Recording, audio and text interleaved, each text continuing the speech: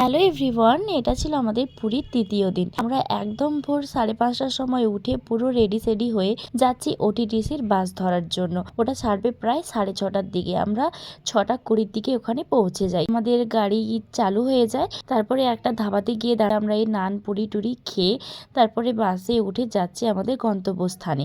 তো এই যে সেটের উপর লেখা যাচ্ছে ওটিটিসি বাস, দুজন মিলে বুক করেছিলাম। তো চলো কোথায় নিয়ে যায় ফার্স্টে তোমাদেরকে দেখাচ্ছি। সেই সময় পাণ্ডুগুলো গুহা থেকে বেরিয়ে যাবে, কিন্তু আপনারা সব থেকে প্রসিদ্ধ গুহাগুলো দেখতে পাবেন উদয়গিরিতে। কারণ উদয়গিরিতে গুহাগুলো রয়েছে, খণ্ডগিরির কোনো গুহা নেই, সব ভেঙে গেছে। তবে উদয়গিরিতে প্রসিদ্ধ গুহাটা হচ্ছে হাতি গুম্ফা, রানী গুম্ফা, রাজাগার গুম্ফা, মঞ্চপুরী, জয়া বিজয়া, সার্পা গুফা, গণেশ গুফা, ছোটা হাতি গুফা, জগন্নাথ গুফা, রসুসালা গুফা এক্সেট্রা ইত্যাদি ইত্যাদি। তবে ওই ক্ষেত্রে সব থেকে প্রসিদ্ধ গুহাটা হলো হাতি গুম্ফা। হাতি গুম্ফা দেওয়ালে ব্রাহ্মী লিপি ল্যাঙ্গুয়েজ পালিতে একটা 17 লাইনের একটা শিলালিপি আছে। ভাষাবিদ ডাক্তার A.K. স্টালিন রিমার্কস হচ্ছে, যদি এই শিলালিপিটা এখানে না থাকতো তাহলে চেদি বংশের 14 বছরের ইতিহাসটি এইখানে লুকিয়ে যেত। তবে সারা ভারতবর্ষে চেদি বংশের রাজত্ব 22 বছর, ঝাড়খণ্ডে 18 বছর। ওটিটিসির বাসে যিনি গাইড ছিলেন তিনি আমাদেরকে খণ্ডগিরি আর উদয়গিরি সম্পর্কে ডিটেলসে বললেন। প্রথমে বললেন উদয়গিরি সম্পর্কে, যে ওখানে কতগুলি গুহা ছিল বা এখনো আছে।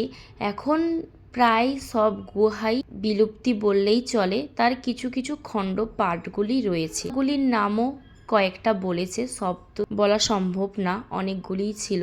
তারপর আমরা যথারীতি পৌঁছে যাই উদয়গিরিতে। ওখানে টিকিট নেয় মাথা পিছু 10 টাকা করে। টিকিট কেটে আমরা ভেতরে যাই। গিয়ে দেখলাম যে ছোট ছোট গুহা রয়েছে, তারপর শুধু পাথর আর পাথর। এখানে রয়েছে অসংখ্য গুহা, যেগুলি তৈরি হয়েছে পাথরকে। এই গুহাগুলিতে এক সময় তপস্যা করতেন জৈন ধর্মের ব্যক্তিরা। কলিঙ্গ রাজা খরবেল এর আমলে এই গুহা তৈরি করা হয়েছিল, যেখানে আজ থেকে প্রায় 200 বছর আগে এইগুলো নির্মিত হয়েছিল।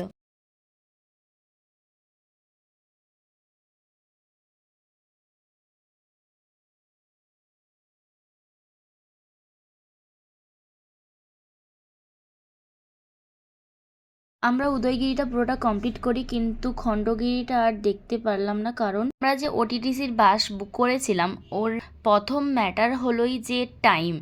তোমাদেরকে একটা টাইম বেঁধে দেবে, সেই টাইমের মধ্যে 5 মিনিট পর পর্যন্ত ওয়েট করবে, তারপর ওরা চলে যায়। না হলে এতগুলো স্পট ওরা কখনোই কভার করতে পারবে না এই কয়েক ঘন্টার মধ্যে। সেই জন্যই তোমাদেরকে টাইমের মধ্যে সব কিছু ফিল আপ করে আসতে হবে।